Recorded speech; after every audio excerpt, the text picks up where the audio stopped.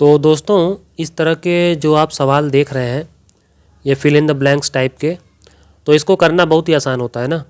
अब जैसे देखो ये जो पहला वाला है, देखो ये जो पहला वाला है इसमें हम देख रहे हैं कि ब्लैंक तो यहाँ पे है, लेकिन ऊपर का दोनों तरफ का नंबर दिया हुआ है ना।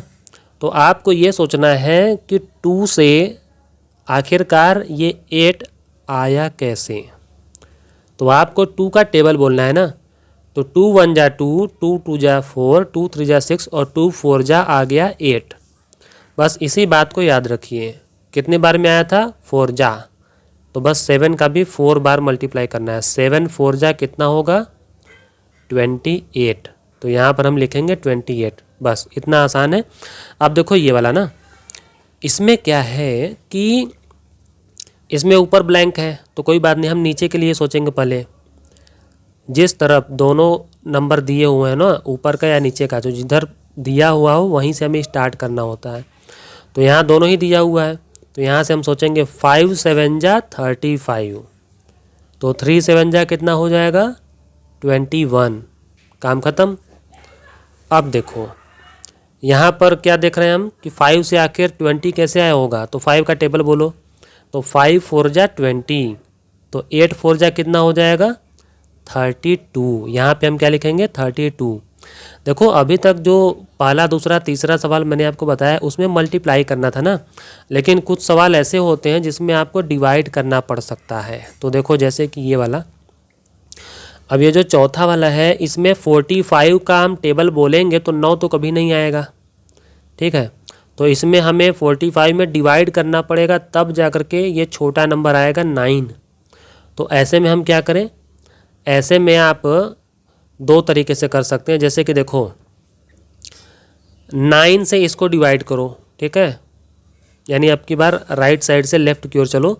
9 से इसको डिवाइड करो तो कितना आ जाएगा? 5, ठीक है, आपका आएगा 5। अब जो 5 आया है ना, उसी 5 से इसको डिवाइड करो। तो 5 से जब हम 60 को डिवाइड करने लगेंगे तो हमारा आ जाएगा 12। वही 12 हमें यहाँ पे लिखना है, ठीक। मैं फिर से बोल देता हूँ, 9 5 जा 45, ठीक। 5 जा आया ना, तो वो जो 5 जा आया है 5 से हम इसको डिवाइड करेंगे। 5 से आप 60 को डिवाइड कर देंगे ना, तो आपका आएगा 12। वही 12 आपको यहाँ लिखना है। अब देखो अगला वाला बताता हूँ। अगले वाले में यहाँ पर गैपिंग है, तो इन दोनों के बारे में सोचना है। अब बड़े वाले से छोटा कैसे लाएंगे? डिवाइड करके। तो या तो आप वैसे कर सकते हैं कि भाई 7 से इसको आप डिवाइड करिए तो कितना आएगा? 8, ठीक है। तो जो 8 आया है ना, उस 8 से आप इसको डिवाइड कर दीजिए 40 को।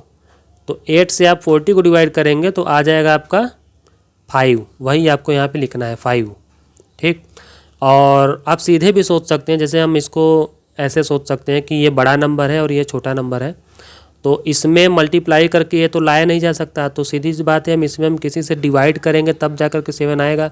तो आप बड़े आराम से सोचिए कि 56 में किससे हम डिवाइड करें कि 7 आ जाए। तो आप सोचते सोचते बता देंगे कि 56 में अगर 8 से डिवाइड किया जाए तो 7 आ जाएगा। तो जिस चीज़ से डिवाइड करने से ये आया है उसी चीज़ से आपको इसमें भी डिवाइड करना पड़ेगा। तो 8 से डिवाइड करने से 7 आया था, तो इसमें भी हम 8 से ही डिवाइड करेंगे। तो 40 में भी 8 से डिवाइड करेंगे तो यहाँ फिर से 5 आ जाएगा हमारा।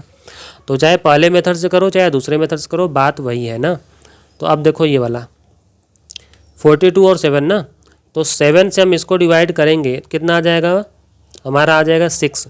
तो ये जो 6 आया है ना, उसी 6 से आप इसको डिवाइड कर दीजिए, ठीक।